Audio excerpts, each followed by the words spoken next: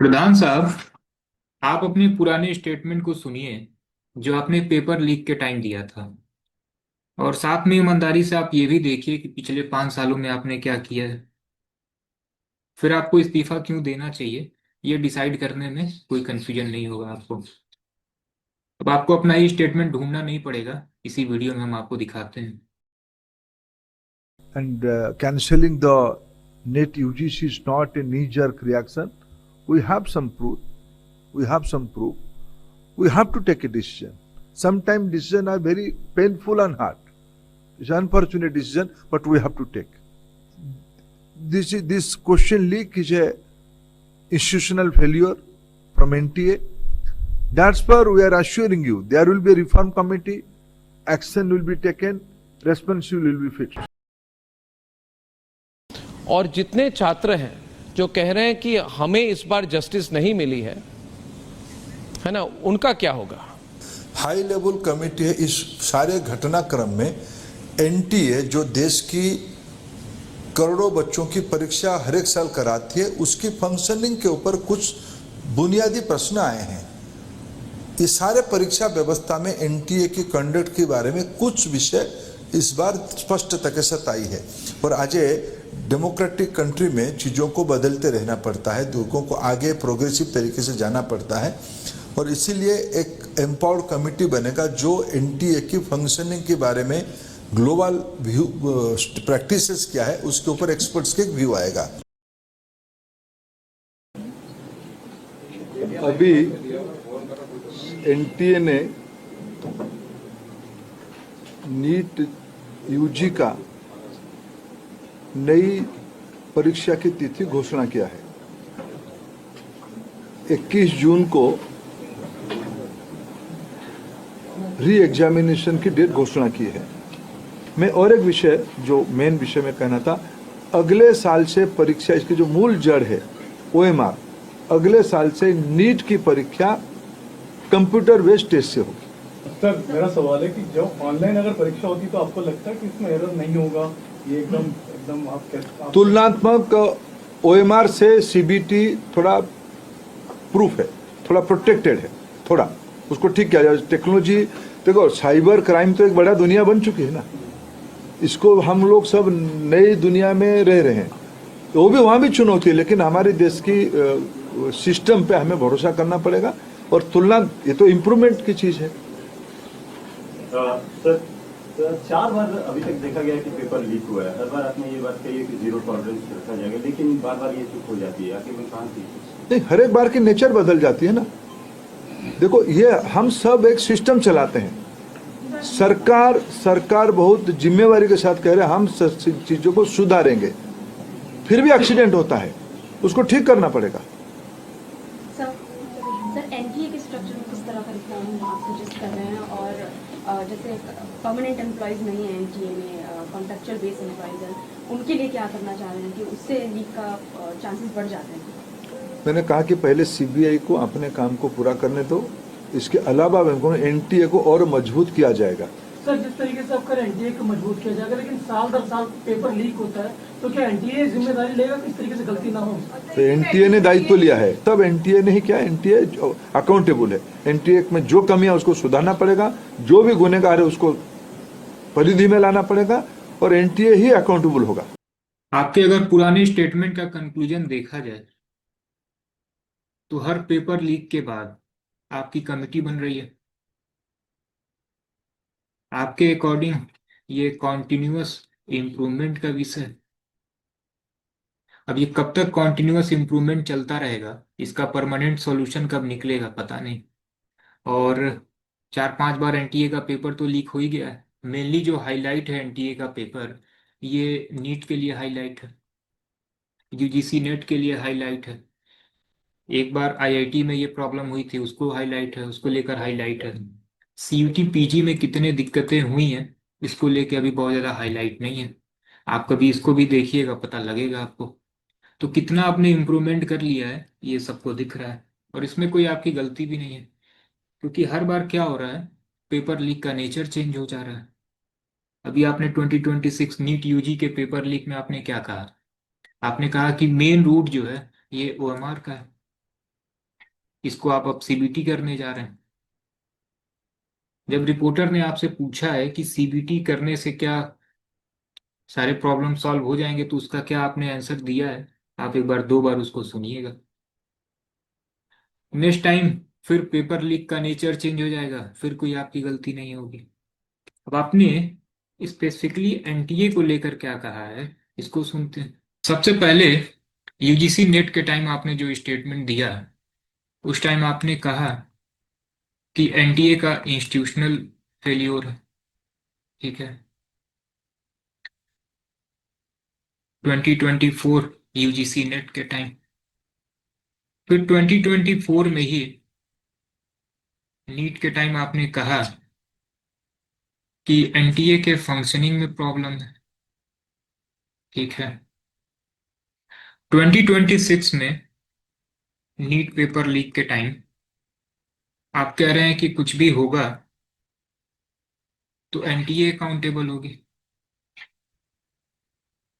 अगर NTA accountable होगी तो फिर आप किस लिए हैं?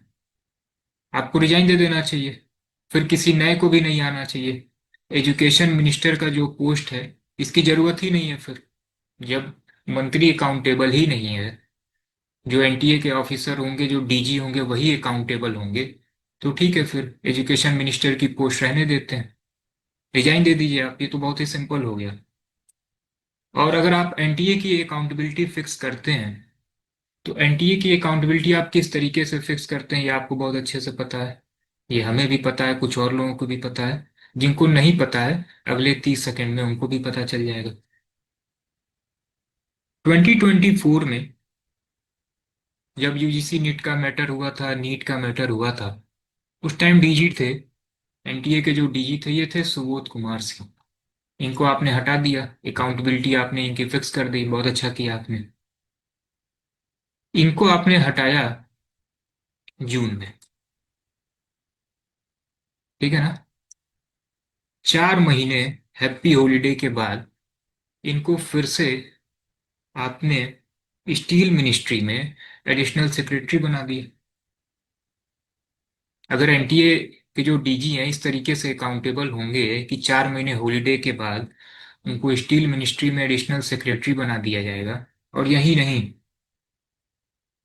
साथ में जो है, जो छत्तीसगढ़ के मुख्यमंत्री हैं, उनके ये मुख्य सचिव भी हैं।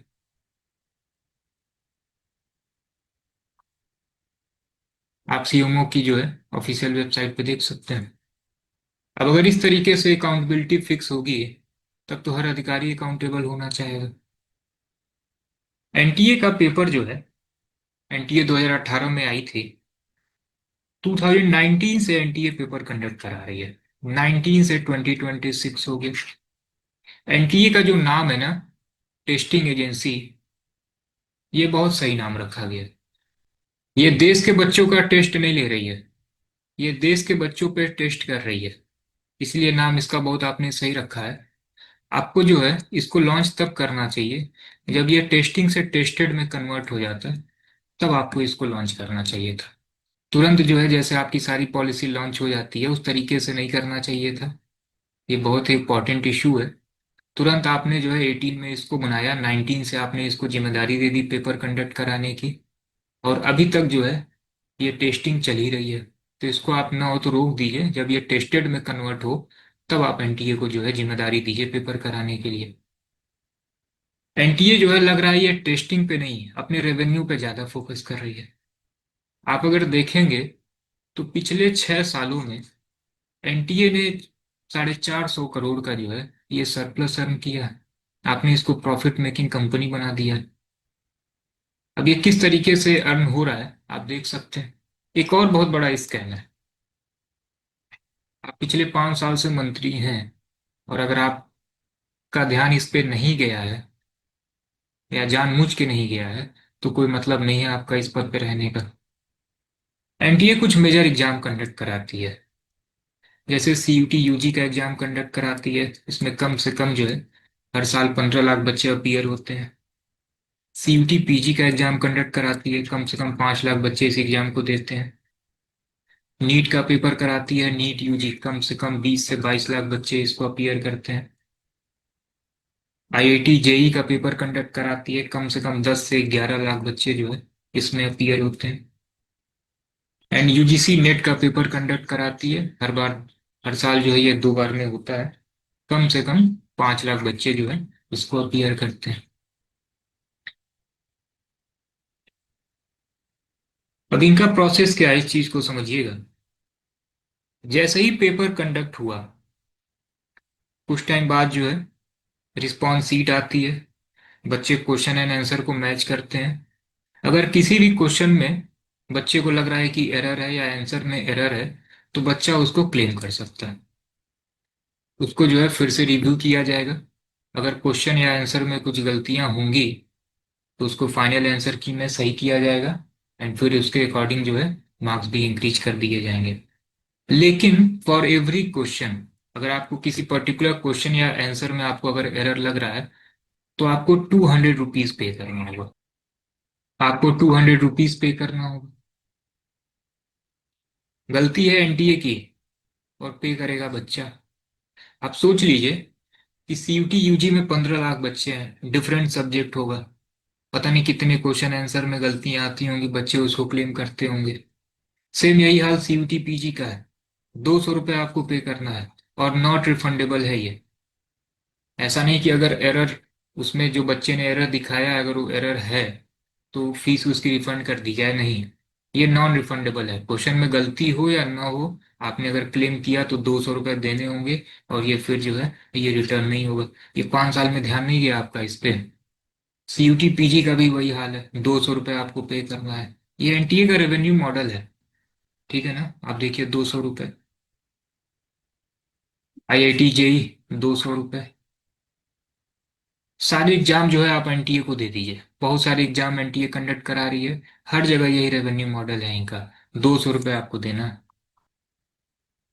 इस पे तो एक जांच होनी चाहिए कि ये जो 200 रुपये का सिस्टम इन्होंने लगाया है, इससे कितने करोड़ रुपए आ रहे हैं। तो 5 साल में आप सोचिए अगर आपका यही ध्यान नहीं गया और आप ये बेसिक सा फंक्शन आप सही नहीं कर पा रहे हैं, तो आप क्या करेंगे।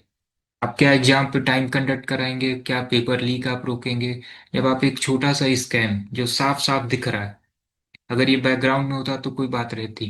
गलती किसकी है, एनटीए की है, पे करेगा बच्चा।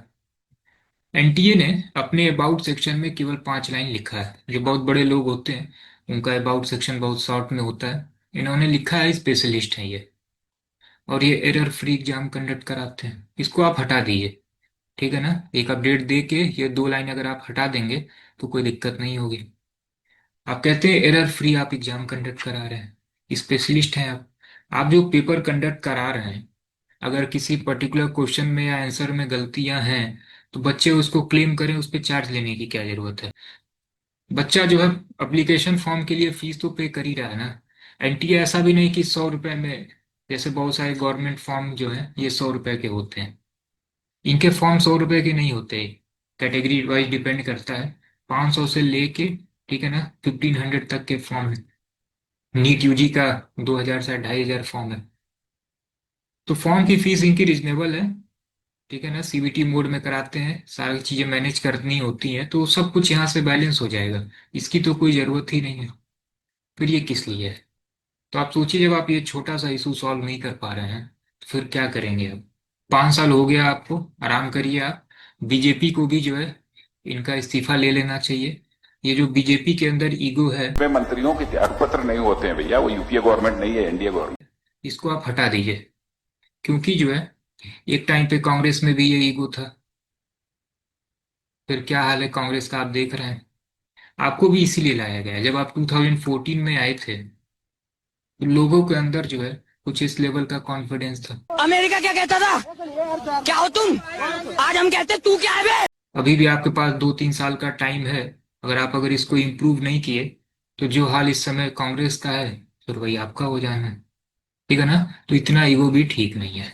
बहुत अच्छा है कि बच्चों ने प्रोटेस्ट किया, नहीं तो जो है कोई भी सरकार हो ऐसे मनमानी जो है ये लोग करते रहेंगे। ये लोग जो है सीरियस केवल चुनाव को लेते हैं, एग्जाम से इनको कोई मतलब नहीं है। जब इलेक्शन का नोटिफिकेशन आएगा तो उसमें सब कुछ क्लियर मेंशन होगा कि कितने चरण में चुनाव होने हैं, चुनाव का रिजल्ट कब आना है, पूरी फोर्स लगा दी जाएगी कि कुछ गड़बड़ी ना हो। तो इलेक्शन को लेके ये बहुत सीरियस है, लेकिन एग्जाम को लेके कोई सीरियसनेस नहीं है। फॉर्म आ जाना है, लास्ट डेट क्या है ये आ जाना है, ताकि आप जो है फॉर्म जो है फिल कर दें। एग्जाम आपका कब होगा, रिजल्ट आपका कब आएगा, इसको लेके जो है कुछ भी सब आप लिख दीजिए कि ये बाद में अनाउंस हो जाए। इलेक्शन में सब कुछ पहले ही दिन अनाउंस हो जाएगा, नोटिफिकेशन में कुछ भी जो है टू बी अनाउंस लेटर ऐसा मेंशन नहीं होता। अभी ये तो एडमिशन लेवल के एग्जाम है, ये तो फिर भी टाइम से हो जाते हैं। गवर्नमेंट एग्जाम का क्या हाल है ये आपको पता है। तो जो पेपर लीक का मैटर है ना, ये परमानेंट बना हुआ है। सरकार तो टेम्पोररी ये आती जाती रहती है, लेकिन कोई भी गवर्नमेंट हो, पेपर लीक का मैटर ये परमानेंट हो गया है। कोई भी गवर्नमेंट अगर इस तरह का काम कर रही है, कोई भी गवर्नमेंट में अगर ये पेपर लीक हो रहा है, आवाज उठाना बहुत जरूरी है। नहीं तो ये फिर ऐसे मनमानी चलती रहेगी। ऐसे ही सपा की सरकार थी यूपी में, बहुत पेपर लीक हुए।